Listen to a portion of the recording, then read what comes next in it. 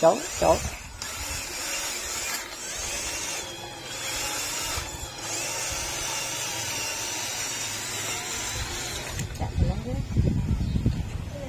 này chả cắt bông à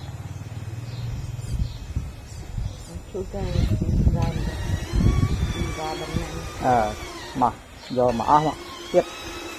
có mà bọc kia năng năng không ai xin đừng nam vậy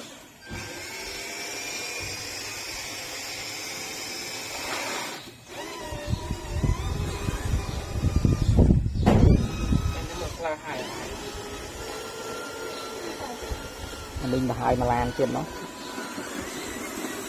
không đã khắt trên thì cả có to hay còn có to có nắng